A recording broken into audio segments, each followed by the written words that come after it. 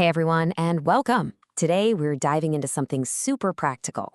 We are going to walk through step by step how to use those self-service bus ticket kiosks at Kuala Lumpur International Airport. Honestly, it's way easier than you might think, and by the end of this, you'll be navigating it like an absolute pro. All right, picture this. You've just landed, you've grabbed your bags, and now you're hit with that classic traveler's problem. What is the best way to get out of the airport and to your hotel? You want something that's reliable, doesn't break the bank, and is just easy. So, to make this super clear, here's our game plan. We'll start with your options when you arrive, then we'll pinpoint exactly where the bus hub is. After that, the main event, a full walkthrough of the kiosk, the final payment steps, and then getting that ticket in your hand. Okay, let's get right into it. When you arrive at KLIA, you've basically got a few ways to get to your next stop. There's the express train, you can grab a taxi, or you can hop on a bus. Each has its own good and bad points, but one of them really stands out for its perfect mix of value and convenience. Now this slide really lays it all out. Look, the express train is fast and taxis take you door to door, for sure. But the airport bus, it's the undisputed champ of budget-friendly travel. But you know what the real game changer is? The convenience. These buses don't just go into the city. A lot of them have direct routes to other amazing places like Malacca or Ipoh. That gives you some serious flexibility right from the get-go. So, you've made the smart, cost-effective choice, the bus. Excellent. But where do you actually find them? The location's just a little bit different depending on whether you're at the main terminal, KLIA, or the second one, KLIA2. And here are the two paths, nice and simple. If you're in KLIA Terminal 1, just follow the signs to the ground floor, that's level 1, over in Block C. If you're in KLIA 2, you're going to head down the escalators to level 1 of the Gateway Mall, which is the official transportation hub.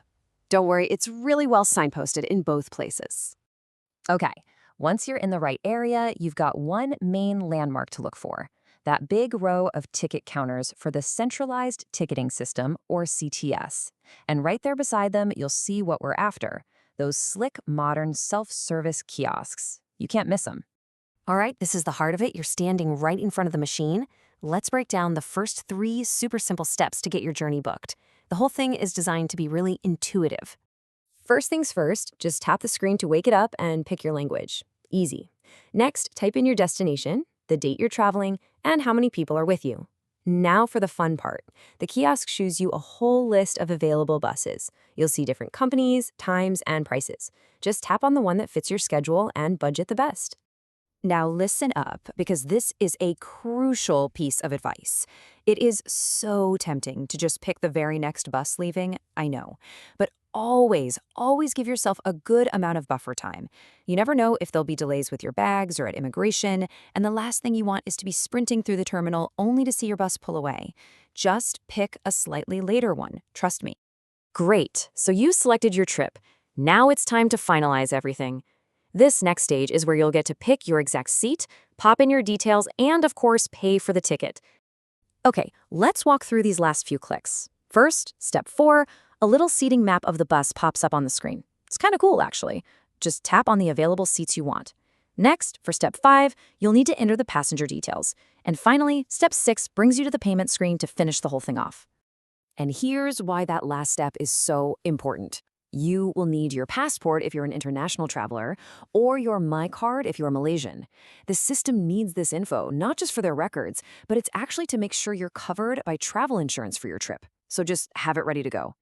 Now, when it comes to paying, remember this one thing. The self-service kiosks are totally cashless.